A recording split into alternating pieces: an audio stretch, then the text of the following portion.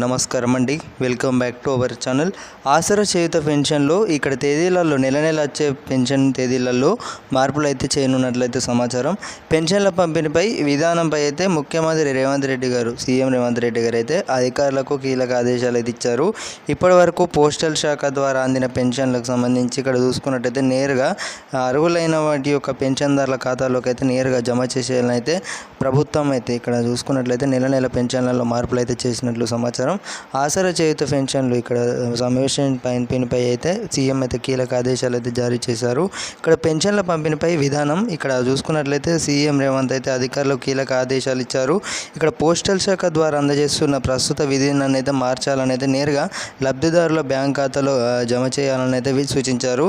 అర్హులకు మాత్రమే అందేలా చర్యలు అయితే తీసుకోవాలని అయితే ఓటర్ గుర్తింపు కార్డు, ఆధార్, ఎస్ఈపిసి కార్డు, అలాగే ఈ చూసుకున్నట్లయితే సర్వే డేటా ఆధారంగా పెన్షన్లను ఇక్కడ క్రమబద్ధీకరించాలని అయితే చెప్పారు. కొత్త పెన్షన్లు మంజూరు విషయంలో తొలి ప్రాధాన్యం అయితే ఇవ్వాలని అన్నారు. సో ఇదన్నమాట ఇన్ఫర్మేషన్. సో రాష్ట్రంలో చూసుకున్నట్టయితే ఇక్కడ ఆసరా చేయూత పెన్షన్లలో మనకు తేదీలలో మార్పులు అయితే చేసినట్లయితే సమాచారం అనమాట. సో ఇటీవల చూసుకున్నట్టయితే మనకు పెన్షన్లకు సంబంధించి మంజూరు చేస్తామని అయితే రాష్ట్ర ప్రభుత్వం అయితే అంటే మనకు జూన్ 2న చూసుకున్నట్టయితే పెన్షన్లకు సంబంధించి కూడా కొత్త పెన్షన్లు 2 లక్షల వరకు అయితే కొత్త పెన్షన్లు అయితే మంజూరు చేస్తామని అయితే చెప్పారు అనమాట.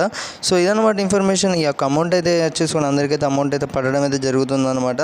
సో ఇక్కడ ఏప్రిల్ నెలకు సంబంధించి అమౌంట్ అయితే అందరికీ కూడా ఖాతాలో పడడం అయితే జరుగుతుంది. పెన్షన్దారుల యొక్క విషయాన్ని అయితే గమనించి తోటి స్నేహితులందరికీ కూడా వెంటనే షేర్ చేయగలరనమాట. అదేంటి మరి తేదీలలో మార్పు చేయలేదని అయితే అందరూ అయితే అనుకోవచ్చు అనమాట.